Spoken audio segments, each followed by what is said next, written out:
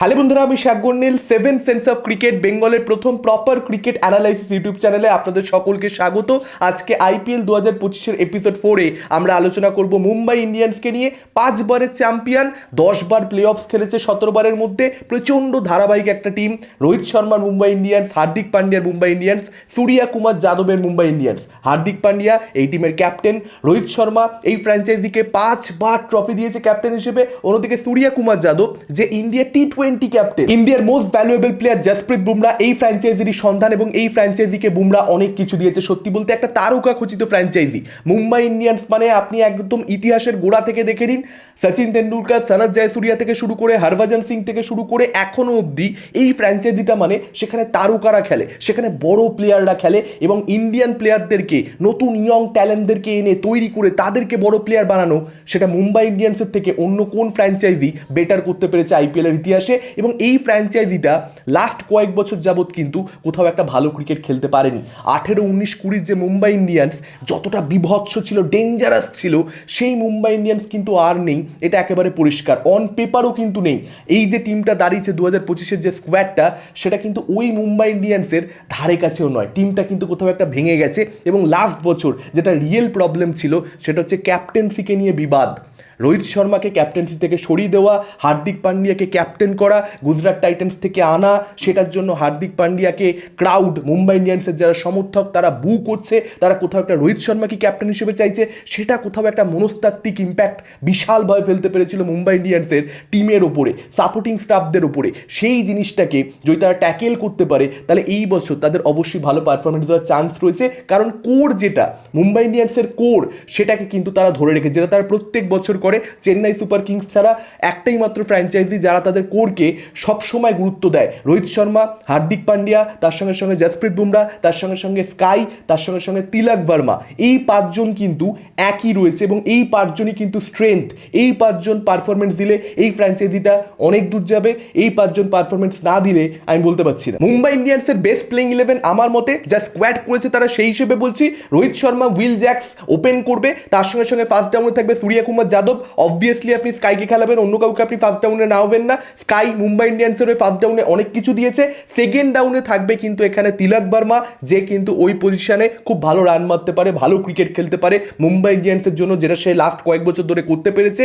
Third down এখানে কিন্তু হার্দিক পান্ডিয়ার থাকা উচিত ক্যাপ্টেন হিসেবে। সে শুধুমাত্র কিন্তু ফিনিশার রোলটা প্লে করবে, দ্যাটস ইট। তার আর কোনো দায়িত্ব থাকবে না। আমি কিন্তু মনে করি না সে সেটা করবে। আইপিএলে যখন সে ক্যাপ্টেন্সি করে, সে কিন্তু সামনে থেকে দায়িত্ব নেয়, জাস্ট ফিনিশার হিসেবে সে কিন্তু থাকতে চায় না। সে কিন্তু একটু উপরে ব্যাট করতে নামে, সে কিন্তু কোথাও একটা ইনিংস বিল্ড করার দিকেও মনোযোগ দেয়, যে কারণে তাই কিন্তু এখানে আমি থার্ড ডাউনে রাখছি। আমার মনে হয় না পান্ডিয়া তার থেকে বেশি নিচে নামবে। ফোর্থ ডাউনে থাকবে নামানধীর। আমার বিশ্বাস সে কিন্তু খেলবেই মুম্বাই ইন্ডিয়ান্সের হয়ে, তার কারণ ইন্ডিয়ান প্লেয়ারদেরকে তৈরি করবার দিকে কিন্তু মুম্বাই ইন্ডিয়ান্স ফ্র্যাঞ্চাইজিটার মনোযোগ থাকে। তারা কিন্তু আগামী 5 বছরের কথা ভাবে। সেখানে কিন্তু নামানধীরের স্ট্রাইক রেট ভালো, ইম্প্যাক্টফুল প্লেয়ার, তাকে মনে হয়েছে ডেফিনেটলি এই প্লেয়ারটা থাকবে এই সেটআপের মধ্যে। এবং ফিফথ ডাউন অর্থাৎ 7 নম্বর পজিশনে কিন্তু থাকবে একজন উইকেট কিপার ব্যাটসম্যান। সেটা হতে পারে রবিন মিন্স, কিংবা সেটা হতে পারে কৃষাণ সৃজিত। কে অ্যাকচুয়ালি নেটে ভালো ব্যাটিং করছে সেই অনুযায়ী কিন্তু মুম্বাই ইন্ডিয়ান্সের টিমের তরফ থেকে এখানে সিদ্ধান্ত নেওয়া হবে বলে আমার বিশ্বাস।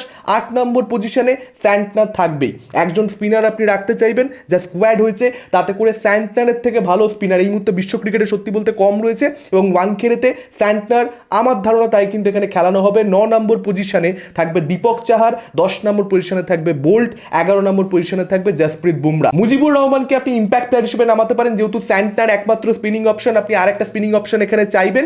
এবং যদি আপনি মুজিবুর রহমানকে না খেলি কারণ শর্মাকে খেলান, আপনি আপনারা জানবেন যে বোলিং ডিপার্টমেন্টটা একটু উইক হচ্ছে, কারণ কারণ শর্মা কখনই মুজিবের মতন ইম্প্যাক্টফুল হবে না। মুজিবের থেকে সে একটু নিচের বোলার, আমি সত্যি বলতে বলবো এখানে। কিন্তু আপনার সেক্ষেত্রে ব্যাটিং ডিপার্টমেন্টটা কিন্তু অনেক বেশি স্ট্রং হয়ে যেতে পারে, তার কারণ রবিন মিন্স কিংবা কৃষাণ সৃজিত, এই যে উইকেট কিপার ব্যাটসম্যানের জায়গাটা যদি তারা পারফর্ম না করে, যাকেই আপনি খেলান না কেন, যদি তারা প্রথম 3-4টে ম্যাচে পারফরমেন্স না দেখাতে পারে, সেক্ষেত্রে কিন্তু আপনি রিকলটনকে ওপেন করে দিতে পারেন রোহিত শর্মার সঙ্গে। সেক্ষেত্রে উইল জ্যাক্স চলে আসবে 3 নম্বর পজিশনে। কিন্তু সেখানে একটা চ্যালেঞ্জ তৈরি হচ্ছে যে সবার ব্যাটিং অর্ডার কিন্তু একটা একটা করে নামতে থাকছে। স্কাই কিন্তু নিজের পছন্দের জায়গায় 3-এ নামতে পারবে না, সে চলে আসবে 4-এ, তিলক চলে আসবে 5-এ, হার্দিক 6-এ। সেটা বিশাল বড় সমস্যা নয়, ইন্টারন্যাশনালে সে সেটা করেই থাকে। কিন্তু এটা কিন্তু কোথাও একটা অনেক বেশি স্ট্রং ব্যাটিং অর্ডার অটোমেটিক্যালি হয়ে যাচ্ছে। তো এটাকে নিয়েও কিন্তু মুম্বাই ইন্ডিয়ান্স ভাবনা চিন্তা করতে পারে, কিন্তু বোলিংটা উইক হচ্ছে। এগেন এই যে টিমটা রয়েছে এখানে কিন্তু 8 নম্বর অব্দি প্রপার ব্যাটার রয়েছে। স্যান্টনার বুমরাকে আপনি ব্যাটসম্যান হিসেবেই কনসিডার করবেন, অলরাউন্ডার হিসেবে কনসিডার করবেন, ব্যাটটা সে করে দিতে পারে। হ্যাঁ, স্ট্রাইক রেটটা একটা ইস্যু হতে পারে, কিন্তু সে কিন্তু ব্যাটিং প্রপারলি করতে পারে। হ্যাঁ, টেকনিক রয়েছে কিন্তু, এবং তার সঙ্গে সঙ্গে 9 নম্বরে দীপক চাহার রয়েছে, যে কিন্তু ইন্ডিয়ার হয়ে রান করেছে, হ্যাঁ আইপিএলে তার অব্দি ব্যাট যায় না অনেক ক্ষেত্রে, যে কারণে সেরকমভাবে আইপিএলে আমরা তাকে দেখতে পাইনি, কিন্তু প্রয়োজন থাকলে সে কিন্তু ডেলিভার করে দিতে পারে, ছোটোখাটো ক্যামিও সে কিন্তু করে দিতে পারে। অর্থাৎ 9 নম্বর অব্দি আপনি আপনার ব্যাটিংটাকে নিয়ে মোটামুটি কনফিডেন্ট থাকতে পারেন। হার্দিক পান্ডিয়া তার সঙ্গে সঙ্গে জ্যাক উইলস, এদেরকে নিয়ে কিন্তু আপনি অ্যাকচুয়ালি মোটামুটি ধরতে পারেন যে 6খানা আপনার অপশন থাকছে টপ 11-এর মধ্যে। ইম্প্যাক্ট প্লেয়ার যেই মুহূর্তে ঢুকে যাচ্ছে মুজিবুর রহমান অথবা কারণ শর্মা, অটোমেটিক্যালি কিন্তু আপনার 7খানা বোলিং অপশন হয়ে যাচ্ছে, যেটা কিন্তু কোথাও একটা হার্দিক পান্ডিয়াকে ক্যাপ্টেন হিসেবে একটা কন্ট্রোল দেবে। সে কিন্তু কোথাও একটা গেমটাকে পরিচালনা করতে পারবে। একজন বোলার মার খেয়ে গেলে, দুজন বোলার মার খেয়ে গেলে তার কিন্তু চাপ তৈরি হবে না। আর যদি হার্দিক পান্ডিয়া ফর্মে থাকে, দেখুন হার্দিক পান্ডিয়ার মতন প্লেয়ারদের ক্ষেত্রে এই জিনিসটা মানে যেখানে যে টিমে হার্দিক পান্ডিয়া থাকবে সেখানে তাকে নিয়ে আলোচনাটা হবেই। যদি হার্দিক 4 ওভার করে দেয়, সে যদি বোলার হিসেবে ফর্মে থাকে, সে যদি ডেলিভার করতে পারে, ক্যাপ্টেন যদি নিজের উপরে নিজের কনফিডেন্স থাকে যে আমি 4 ওভার ভালো করে দেবো এবং আমার উপরে একটা মানে আমাকে একটা পঞ্চম বোলার হিসেবে ধরা যেতেই পারে, সেক্ষেত্রে কিন্তু 6টা বোলিং অপশন নিয়ে, অর্থাৎ এখানে উইল জ্যাক্সকে নিয়ে কিন্তু আরামসে নামতে পারে টিম মুম্বাই। তাদের 7টা বোলিং অপশনের দরকারই নেই। সেই ক্ষেত্রে কিন্তু যে টিমটা আমি বললাম, যেখানে অ্যাকচুয়ালি কৃষাণ সৃজিত রয়েছে কোথাও একটা উইকেট কিপার ব্যাটসম্যান হিসেবে, অথবা রবিন মিন্স রয়েছে, সেই টিমটার মধ্যেই কিন্তু আপনি রিকেলটনকে নামিয়ে দিতে পারেন 3 নম্বরে অথবা ওপেনে, আপনি কিন্তু সেটাও করতে পারেন। সেক্ষেত্রে আপনার ব্যাটিংটা আরও অনেক বেশি সলিড হয়ে যাচ্ছে। নাম্বার 1 কনসার্ন, এই যে টপ 5, এই যে বিগ 5 মুম্বাই ইন্ডিয়ান্সের, যাদের কথা আমি শুরুতেই বললাম, তারা ছাড়া প্রচুর নতুন প্লেয়ার্স কিন্তু এবার মুম্বাই ইন্ডিয়ান্সের ফ্র্যাঞ্চাইজির মধ্যে ঢুকেছে। প্রচুর নতুন প্লেয়ার্স কিন্তু এবারে এই সেট আপে খেলবে। তারা এই সেট আপে কতটা ফিট হচ্ছে, এই বাড়ি কি ফিট হয়ে যাবে? হয়তো মুম্বাই ইন্ডিয়ান্স যেটা করবার জন্য তারা নুন বারবারই বলছি, হয়তো পরের বছর ফিট করে নেবে, হয়তো তার পরের বছর এই টিমটাকেই, এই সেম টিমটাকে ডেঞ্জারাস লাগবে, কিন্তু এই বছরই কি সেই জিনিসটা হয়ে যাবে? সেটাকে নিয়ে একটা প্রশ্নচিহ্ন কিন্তু থেকেই যাচ্ছে। কারণ কোথাও একটা সেট বাঞ্চ অফ প্লেয়ার্স, তারা যখন একসঙ্গে খেলতে নামে না, তাদেরকে অন্যরকম দেখায়। আজকে একটা রোহিত শর্মা, ডিকক কিংবা ঈশান কিষান, স্কাই, তারা ফাটিয়ে খেলতে পারছে, তার কারণ তারা জানে লাস্টে পোলার্ড রয়েছে। নিশ্চিন্ত ভাই, পোলার্ড আসবে, একদম ইম্পসিবল ম্যাচ জিতিয়ে দিয়ে চলে যাবে। একসঙ্গে একটা টিম হিসেবে খেললে, একটা ইউনিট হিসেবে খেললে যেটা হয় না, সেটা হচ্ছে একে অপরের প্রতি ভরসা বাড়ে, একে অপরের উপরে রিলাই করা যায় চোখ বন্ধ করে, একে অপরের স্ট্রেংথ সম্পর্কে, উইকনেস সম্পর্কে খুব ভালো মতো জানা থাকে, সেই অনুযায়ী খেলা যায়, রিস্ক ফ্রিভাবে, কেয়ারলেসভাবে খেলা যায়, যেটা কিন্তু টি20 ক্রিকেটে, বিশেষ করে আইপিএল যে জায়গায় পৌঁছে গেছে, একটু কিন্তু কেয়ারলেস ব্যাটিং দরকার, সেই অ্যাটিটিউডটা দরকার, অ্যাপ্রোচে থাকা দরকার, যে জিনিসটা কিন্তু কোথাও একটা যদি আজকে রোহিত শর্মা না করতে পারে, তার কারণ সে কোথাও একটা ভরসা করতে পারছে না, কথার কথা উইকেট কিপার ব্যাটসম্যান যে খেলবে তার উপরে, যে সেও কি পারফর্ম করতে পারবে, সেও কি ডেলিভার করে দিতে পারবে, বা একটা নামানধীর যেটা কথার কথা পোলার্ড ওই পজিশনে করতে পারতো, সেই পজিশনে কি নামানধীর সেটা ডেলিভার করে দিতে পারবে যদি আমি আউট হয়ে যাই, বা স্কাই যদি আউট হয়ে যায়? স্কাই যতটা রিস্ক ফ্রিভাবে খেলে, হয়তো সেই অ্যাপ্রোচটা স্কাই অন্তত পক্ষে আমার বিশ্বাসে ধরে রাখবে, কিন্তু সেই যে একটা বিশ্বাস যে হ্যাঁ ভাই লাস্টে পোলার্ড আছে, সেটা তো আর নেই। তো এই নতুন যে 5-6 জন প্লেয়ার, তাদের সঙ্গে পুরনো 5 জন প্লেয়ারের জেলিংটা কতটা তাড়াতাড়ি হচ্ছে, টিম হিসেবে তারা একে অপরের সঙ্গে বন্ডিং কতটা তাড়াতাড়ি ডেভেলপ করছে, সিরিয়াসলি বলছি মুম্বাই ইন্ডিয়ান্সের ক্ষেত্রে সেটা সব থেকে বড় ফ্যাক্টর হতে চলেছে। অ্যালং সাইড উইথ ক্যাপ্টেন্সিকে নিয়ে যে রাইভালরি, যে একটা কনফ্লিক্ট গত বছর দেখতে পাওয়া গেছে, সেটা তো রয়েছে। তার সঙ্গে সঙ্গে এই বন্ডিংটা নতুন প্লেয়ারদের সঙ্গে পুরনো প্লেয়ারদের দরকার। এবং নেক্সট যেটা কনসার্ন, সেটা হচ্ছে রিজার্ভ বেঞ্চ কিন্তু খুব একটা স্ট্রং নয়। মুম্বাই ইন্ডিয়ান্সের এই যে বেস্ট 11টা, সেটাকে স্ট্রং দেখাচ্ছে, সেটা খারাপ নয়, কিন্তু তার সঙ্গে সঙ্গে রিজার্ভ বেঞ্চও কিন্তু স্ট্রং হওয়া দরকার। কেন স্ট্রং হওয়া দরকার? তার কারণ জসপ্রীত বুমরা কিন্তু এইবারে সম্ভবত শুরুর দিকের ম্যাচগুলো খেলতে পারবে না। জসপ্রীত বুমরা কিন্তু পুরোপুরি ফিট নয়, সে কিন্তু 14টা ম্যাচ এই বছর আপনাকে দিচ্ছে না। আপনারা সকলেই জানেন চ্যাম্পিয়ন্স ট্রফিতে সে কিন্তু অলরেডি খেলেনি, সেখানে মুম্বাই ইন্ডিয়ান্সে মনে হচ্ছে না যা আপাতত আপডেটস রয়েছে প্রথমের দিকের ম্যাচগুলো খেলবে। সেক্ষেত্রে যখনই আপনাকে অন্য একটা বোলার তার জায়গাতে খেলাতে হবে, সঙ্গে সঙ্গে কিন্তু কঙ্কাল বেরিয়ে আসতে পারে। ওই একটা জায়গাতে জসপ্রীত বুমরা যে ট্রাস্টটা এনে দেয় টিমের মধ্যে, যে হ্যাঁ ভাই 4টে ওভারে এমন একটা বোলারে আছে যে match winner, real match winner, এমন ইম্প্যাক্ট রাখবে যেটা অন্য টিমে নেই ভাই। অন্য টিমের সঙ্গে মুম্বাই ইন্ডিয়ান্সের যে পার্থক্যটা বছরের পর বছর গড়ে উঠেছে, সেখানে জসপ্রীত বুমরা একটা বিশাল বড় নাম। দুটো টিমই ভালো খেলছে কিন্তু জিতছে মুম্বাই, তার কারণ জসপ্রীত বুমরা। সেটা কিন্তু এবারে বড় করে মিস করতে চলেছে মুম্বাই ইন্ডিয়ান্স। সেই জায়গাটা কে পূরণ করবে? নেই, কেউ নেই। জাসপ্রীত বুমরার কোনো রিপ্লেসমেন্ট হয় না। চাহারকে নিয়ে এখানে একটুখানি আলোচনা করতে চাইবো, কারণ দীপক চাহার একজন এমন প্লেয়ার যে কিন্তু নিজের আইপিএল কেরিয়ারটা খুব সুন্দরভাবে শুরু করেছিল। পাওয়ার প্লেতে সব থেকে বেশি উইকেট ছিল তার লাস্ট কয়েক বছর আগে অবধি, এবং এখনও কিন্তু সে সেকেন্ড পজিশন হোল্ড করছে। নিজের ডেবিউয়ের পরবর্তীতে সে কিন্তু সেকেন্ড হাইস্ট উইকেট টেকার। পাওয়ার প্লের মধ্যে সুইং বোলিং কিন্তু তার প্রধান কারণ, যেটা কিন্তু কোথাও একটা ওয়াংখেড়েতে স্যুট করবে। দীপক চাহারের যেটা স্ট্রং জোন সেটা ওয়াংখেড়ের সঙ্গে প্রচণ্ড বেশি মানানসই। কিন্তু Deepak Chahar out of CSK কতটা ইম্প্যাক্টফুল প্লেয়ার হয়ে উঠবে, এটা কিন্তু একটা বিশাল বড় প্রশ্ন। দীপক চাহার, তুষার দেশপান্ডে, শার্দুল ঠাকুর, এই যে প্লেয়ারগুলো না, শার্দুল ঠাকুরের ক্ষেত্রে আপনারা দেখে নিয়েছেন। আমার বিশ্বাস আপনারা দীপক চাহারের ক্ষেত্রেও সেই জিনিস, বা তুষার দেশপান্ডের ক্ষেত্রেও সেই জিনিস আপনারা দেখতে পেয়ে যেতে পারেন, যে আউট অফ সিএসকে এই প্লেয়ারগুলো সেরকম বিশাল কোনো প্লেয়ার নয়। সিএসকে এদেরকে বানিয়ে নিয়েছে নিজেদের মতো করে, সিএসকে এদেরকে ইম্প্যাক্টফুল প্লেয়ারে পরিণত করেছে। কিন্তু আউটসাইড সিএসকে ধোনির ছত্রছায়ার বাইরে গিয়ে এরা কতটা কি করতে পারবে, সিরিয়াসলি ডাউট রয়েছে। তো দীপক চাহারকে নিয়ে এখানে একটা কনসার্ন থাকছে। কিন্তু হ্যাঁ, এগেন দীপক চাহার যদি সত্যিকারের স্কিলফুল বোলার হয়ে থাকে, তার কিন্তু পারফরমেন্স ভালো দেওয়া উচিত। গ্রাউন্ডটা কিন্তু তার বোলিংকে কোথাও একটা স্যুট করবে। তো দেখা যাক এখানে দীপক চাহার কি করে। তারপরে অনেক কিছু ডিপেন্ড করছে, কারণ দীপক চাহার, বুমরা প্রথমে বল করতে আসবে না, হার্দিক পান্ডিয়া প্রথমে এসে উইকেট নেবে। Too much to ask Hardik পান্ডিয়ার থেকে, সত্যি বলতে। সে মেন বোলার নয় টিমের, আফটার বোল্টের উপরে দায়িত্বটা থাকছে, এবং তার সঙ্গে সঙ্গে দীপক চাহারের উপরে দায়িত্বটা সত্যি বলতে নতুন বলে থাকছে। আপনি পাওয়ার প্লেতে উইকেট নিতে পারলে আপনার টিমকে আপনি বিশাল একটা অ্যাডভান্টেজ দিতে পারছেন, যেটা সিএসকে সে দিয়েছে, সেই সেম জিনিসটা এখানে মুম্বাইকেও দিতে হবে। এবং নেক্সট যেটা কনসার্নের জায়গা, সেটা হচ্ছে স্কাইয়ের ফর্ম, সূর্যা কুমারের ফর্ম কিন্তু খুব একটা ভালো নেই।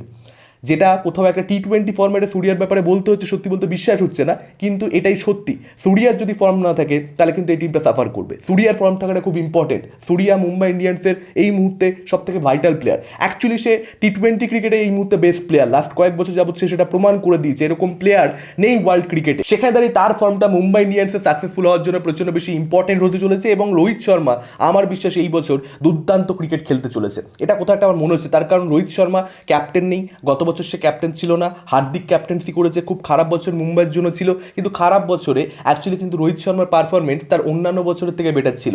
সেখানে কিন্তু রোহিত শর্মার স্ট্রাইক রেট ভালো ছিল অ্যাকচুয়ালি, এবং সেখানে সে 400+ রান করতে পেরেছিল।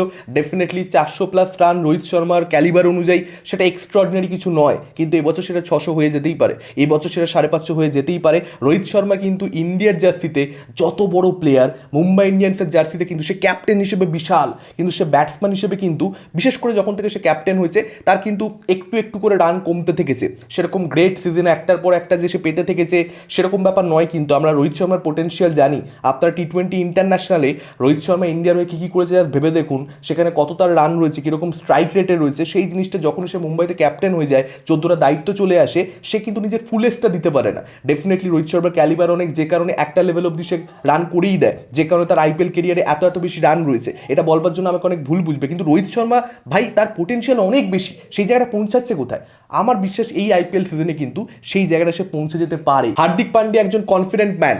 সে গুজরাট টাইটান্সকে একবার ট্রফি দিয়েছে, তার সঙ্গে সঙ্গে একবার সে রানার্স আপ করেছে, প্রায় ট্রফি জিততে জিততে চেন্নাই মুখ থেকে ছিনিয়ে নিয়ে চলে গেছে সেই ট্রফি।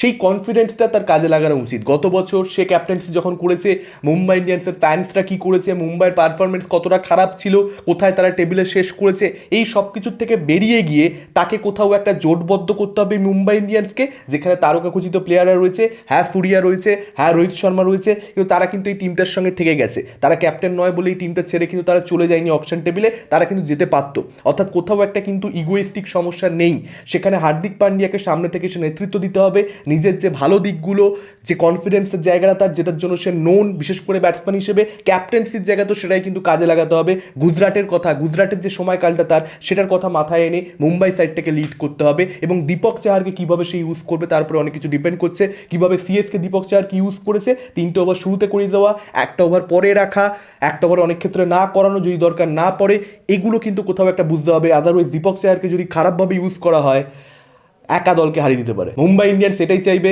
তাদের যে প্লেইং 11টা একদম প্রথম ম্যাচে তারা না হবে, সেটাকে তারা যেন 14টা ম্যাচে ধরে রাখতে পারে, বেশি চেঞ্জেস যেন না করতে হয়। যদি শুরুর দিকের ম্যাচগুলো হারে মুম্বাই ইন্ডিয়ান্স, তাহলে কিন্তু এবছর মুম্বাই ইন্ডিয়ান্সের চাপ আছে। শুরুর দিকে জিতে গেলে তখন দেখবেন অনেক কিছু তখন সহজ মনে হচ্ছে, অনেক কিছু তখন সুন্দর মনে হচ্ছে, এই টিমটাকে বিস্ট মনে হচ্ছে, গত বছর থেকে অনেক অনেক বেশি আলাদা মনে হচ্ছে, তখন সব একদম ব্যাটে বলে হয়ে যাবে, একদম খাপে খাপ হয়ে যাবে। আপনাদের কি মতামত এই টিমটাকে নিয়ে, এই স্কোয়াডটাকে নিয়ে, আজকে যে আলোচনা করলাম সেটাকে নিয়ে? আপনাদের বেস্ট প্লেইং ইলেভেনটা কী হবে মুম্বাই ইন্ডিয়ান্সের জন্য? কনসার্ন যে জায়গাগুলো বললাম সেগুলোকে নিয়ে আপনাদের কি ওপিনিয়ন, যাবতীয় আপনারা আমাদেরকে কমেন্ট করে জানাতে পারেন। এই ভিডিওটা ভালো লেগে থাকলে চ্যানেলটাকে প্লিজ সাবস্ক্রাইব করুন এবং এই ভিডিওটাতে একটা লাইক দিয়ে দেবেন, বন্ধুদের সঙ্গে শেয়ার করতে পারেন যারা মুম্বাই ইন্ডিয়ান্সের ফ্যান বা যারা ক্রিকেট ভালোবাসে, যারা আইপিএল দেখতে ভালোবাসে, তাদের সঙ্গে শেয়ার করে দিন যে বেঙ্গলে একটা এরকম চ্যানেল হয়েছে যেটা প্রপারলি ক্রিকেট অ্যানালাইসিস করছে, কারণ বেঙ্গলে এরকম চ্যানেল নেই। তাদেরকে একটুখানি জানিয়ে দিন, সেক্ষেত্রে আমাদের গ্রো করতে সুবিধা হবে। Thank you, tata.